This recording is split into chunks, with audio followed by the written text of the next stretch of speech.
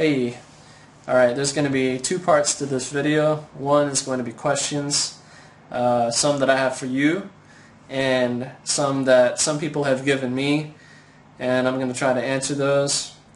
And then the next part is going to be Bible verses and kind of mixing it in. I don't know how that's going to work, but I'm just going to try to give it a shot and see what happens. Alright, here's my questions.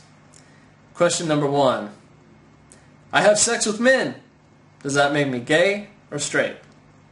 Should make me gay. Number 2. I have sex with men, but I only like women. Why would I do that? Okay. Anyway though, I have sex with men, but I'm attracted to women. What would that make me? Would that make me gay or straight? Answer is, it would make me gay. I'm having sex with men, it would make me gay. Next one. I go to gay bars. I act really gay. I have a lot of gay friends, but I never have any erotic activity with the same sex. Would that make me gay or not gay? Next question. I go to church. I act like a Christian, but I never did anything like what Jesus did. Now let's say I have a lot of Christian friends too. Would that make me Christian or not Christian? And I hope to those two answers you would say not, whatever. Okay, not gay, not Christian, because it's not about where you go. It's not about who you associate with. It's not about how much of something you act like. It's about what you do, right? If you never get down to the heart of it and do something, then how can you say that you are that thing, right? It's not just about desires. It's about getting out there and doing. I'm going to put a little spin on it with the Bible. Here's Matthew 5:28. Jesus talks and he says, "But I say to you that whoever looks at a woman to lust after her has already committed adultery with her in his own heart." Okay, now that brings in the desire. Next question is, I never touched anyone, but I'm attracted to men. So, what would that make me? Here's a word that I don't think a lot of gay people like, but practicing homosexual. Would that make me a practicing homosexual? Yes or no? Okay. Or would that make me a homosexual at heart? And the answer to that has got to be definitely, yeah. If you're attracted to men, then I guess you're going to be a homosexual at heart. Okay. Say that there's a guy, and he never touches anybody either. You know, never touched a guy, never touched a girl, nothing. So no homosexual actions at all. But then he likes guys, and maybe he looks at gay porn every day or something. I think anybody could understand that he would be homosexual. I guess you could say looking at porn would be an activity too. I guess that would carry it beyond just a thought. Alright, here's questions that people have asked me. Let's see how I do. Alright, here's a comment that somebody gave me. I do like this one actually. It says, by your definition, virgins have no sexual orientation. And it made me think about it for a second. I was like, yeah, wait. Huh. By the way that I've been talking, I guess that's true. If nobody has sex with anybody, or if nobody touches anybody, does that mean that they are a nothing? Like they're not gay or they're not straight? But I guess the only way that I can answer this is to say, like, if there's a person and they do something, like say there's a guy and he has sex with another guy just because of his feelings, you couldn't say that he was something else. Like, you can say that he was a straight guy because he did a lot of gay stuff with gay men. So you can't just look. I don't think that you can just look at a person's desires. You got to look at their actions as well. Even though I know that desires many times do lead to actions. All right, here's Websters Dictionary of Homosexuality. All right, number 1 definition is the quality or state of being homosexual. That's helpful. Number 2 is erotic activity with another of the same sex.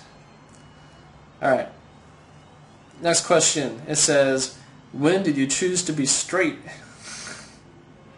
I chose, let's see. Kind of a hard question to answer. Well, let's say like this. You could say, I choose every day. I know that's laughable, but let me say this, that there's no gay gene, there's no gay DNA. If you take a baby and you cut open their head, you can't just go look at the brain and say, oh yeah, this one was going to be gay, you know? Like, I don't really think that it works like that. I think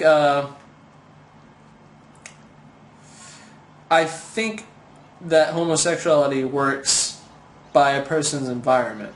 Okay? So, for example, you say there's a guy that's been molested, and then somehow they're drawn to the same sex. Or let's say, like, maybe the guy's really had a normal life, and the father, which is the male figure in the person's life, has just been really distant with the kid, and this is for men, of course.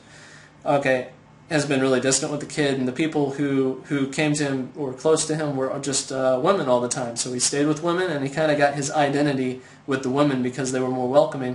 And then as he grew up, he distanced himself from boys, and then later on, he was more familiar with women than men, and because the women were turning an interest in men, he was doing the same thing, and was more interested in men than women, and then men just kind of became a mystery like that. There's a lot of different ways that I believe that a person could become homosexual by environment, you know, and for those who believe that they were born gay, I think from an early age, there's a lot of things in the environment that can really affect a person.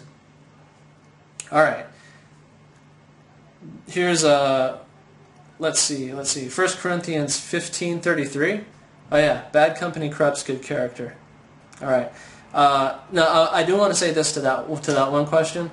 When did I choose my desires? I want to say I didn't. Okay, that's true. All right, I did not choose my desires, but what I can do is I can take my desires right now, and I can choose to obey them or disobey them. Right. So if maybe I don't want to exercise, but I force myself to lift weights. You know what I mean? So no matter what my desire is, I got to discipline myself, and everybody has got to do the same way. If you see that you're doing something that you believe is bad, then you stop that. And if you see something that you need to do that's good, but your desire is not for that, then you start that. All right. Next comment is, mind your own business. Just let them do what they want. They're not hurting anybody. Ideas spread, and so do homosexuality. So people think that it's okay, and nothing's stopping them from trying it out too. So here's a situation. Say this. Say that there's a girl, straight girl and a gay girl, and they're good friends. All right. Tell me you haven't heard this. If you're a gay person, I would really like to know if you've heard something like this before. But probably you've got to have been in college or afterwards. Gay girl, straight girl, good friends. They're always together, and maybe the gay girl has some feelings for the straight girl, and the straight girl's like, well, you know, she's my friend or whatever, you know.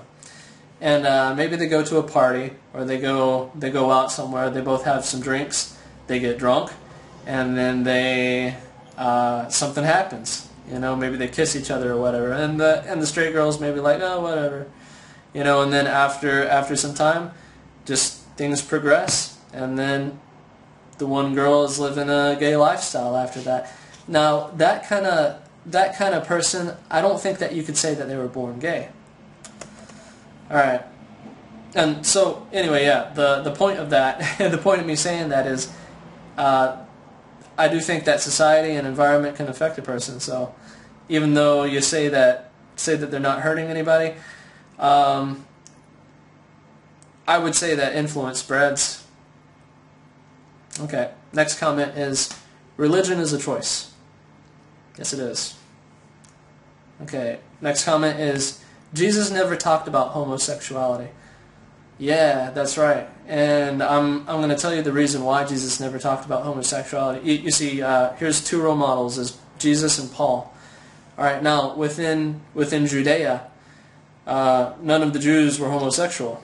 Okay, because one reason for that is because of the earlier verses in the Bible that says you put a homosexual to death. Okay, so if they found any, they were cut off right then. So that's really the reason why. And Jesus was only in Judea. Jesus from time to time would cross over to another country, but then after that, he'd just go straight back to Judea. Paul, on the other hand, Paul was not really called to the Jews. Paul was called to the Gentiles, so he was always out. And the reason why he had to address it is because outside of Judea, that's where he's seeing homosexuality, so he's got to address it, of course. All right, next question is, why change? Okay, well, here's the thing, is if there were no God, if God is here, and if homosexuality was not wrong by God's standards, then I would really say that there's really not much of a reason to change. So, yeah, that's all that I gotta say. Disease and stuff like that. If I was a gay man, truthfully, if I was a gay man, I would have to say there's no reason to change. If you're thinking about disease, well, there's disease within heterosexual relations too, and stuff like that. But really, it is, to me, it is all about eternal life. And if that's the one thing that keeps a person away from eternal life, then that's good enough to scrap it out. All right, I have a question for you. Here's another one. Is bestiality wrong, and why? And how can you judge? That means having sex with animals. Is that wrong? All right, now the Bible, Leviticus 18, verse 23 says, "Do not have sexual relations with an animal and defile yourself with it. A woman must not present herself to an animal to have sexual relations with it. That is a perversion." Okay, so God giving any of these laws isn't relation really to your body. It's not so that your body will be protected and that you won't get illnesses on you. It's about protecting your heart. That's what the whole law is about, is protecting your heart. Okay, if homosexuality isn't a choice, then the Bible's got to be wrong, because the Bible treats it as if it is a choice. Unless you take every single mention of homosexuality and try to twist it to where it's people using homosexuality to for bad ways or something. I remember I was on the internet looking at something called the Gay Christian Network, and this guy took a verse and he kind of changed it around. It was something with homosexual offenders. I'll get to that in a minute. It's up ahead. All right. Here's the last comment before I get into the Bible verses. It is, telling a gay person that homosexuality is their choice is mean. Because first, even if they wanted to break it, it's a hard thing to break because it's a lifestyle. All right, and it's mean because it's kind of like talking to a fat guy and saying, "Hey, being fat is your choice." And what are they going to do? Well, all right, I'm going to quit being fat right now. It doesn't just turn on and off like a light switch. It comes with a lot of time, with a lot of dedication, a lot of devotion, and it's just a lot of discipline for changing habits. All right, here's the Bible.